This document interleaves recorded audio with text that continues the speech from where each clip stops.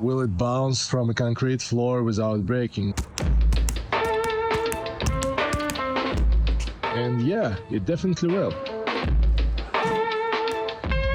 And to be fair, this thing is slightly less bouncy than a regular basketball, and probably it's related to the recommended size of the nozzle that you should print it with. It's recommended to print it with 0.6 nozzle. I print with 0.4 because I was too lazy to change it. Probably it's a structural thing, but keep it in mind.